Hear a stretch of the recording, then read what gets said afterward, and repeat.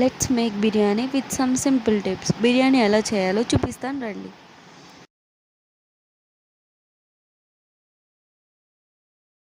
Carrot, onion, tomato, chillies and ఉల్లగడ్డ తీసుకుంటున్నాం. అలాగే సోయా చంక్స్ అనేవి ఆల్రెడీ నేను వాటర్లో నానబెట్టుకున్నాను. ఫస్ట్ స్టవ్ మీద ఒక విజిల్ కుక్కర్ తీసుకున్నాను. నార్మల్ ప్యాన్లో అయితే అడుగుంటుంది, విజిల్ కుక్కర్ అయితే ఈజీగా అయిపోతుంది కాబట్టి 3 టేబుల్ స్పూన్స్ ఆఫ్ ఆయిల్ని యాడ్ చేస్తున్నాను. ఆయిల్ బాగా హీట్ ఎక్కిన తర్వాత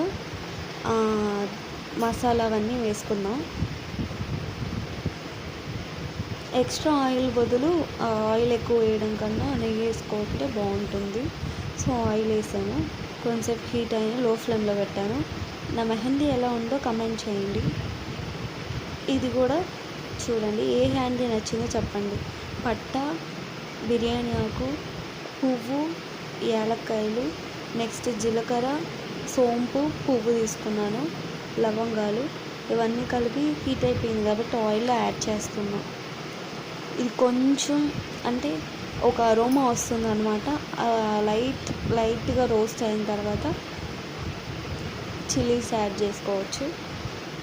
లో ఫ్లేమ్లో పెట్టాను కాబట్టి కొంచెం బాగా కుక్ అయిన తర్వాత చిల్లీస్ యాడ్ చేస్తున్నాను. 2 తీసుకున్నాను ఎందుకంటే కారం యాడ్ చేస్తాను కాబట్టి. ఆనియన్స్ కొంచెం గోల్డిష్ బ్రౌన్ కలర్లో వచ్చే వరకు ఫ్రై చేసుకున్నాం.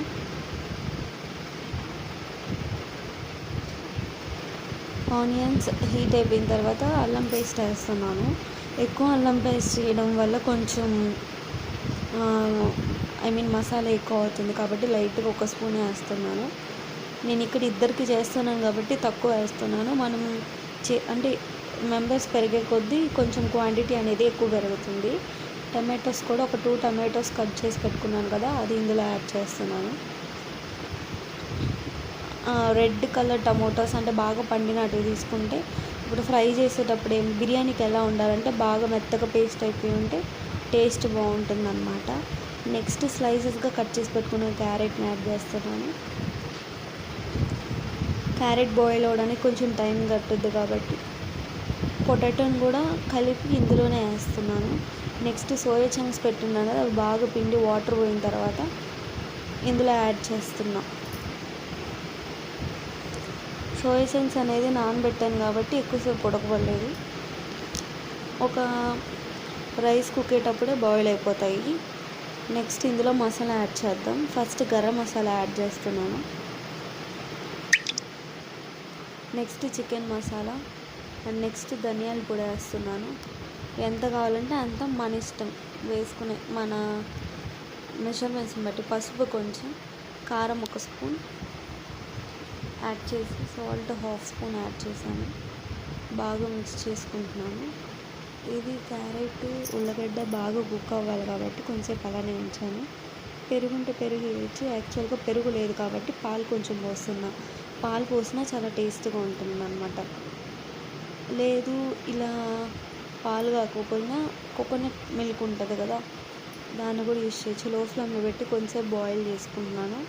నెక్స్ట్ పుదీనా కడిగి పెట్టి కట్ చేసుకున్నాను, పుదీనా యాడ్ చేశాను. యాక్చువల్గా ఇలా కుక్ అయ్యేటప్పుడే పుదీనా వేసామంటే అరోమా బాగుంటుంది. నెయ్యి యాడ్ చేసేస్తున్నాను. లాస్ట్లో అన్నా యాడ్ చేసుకోవచ్చు, ఇప్పుడన్నా యాడ్ చేయొచ్చు. నెక్స్ట్ నేను 2 గ్లాసెస్ ఆఫ్ రైస్ని కడిగి పెట్టుకున్నాను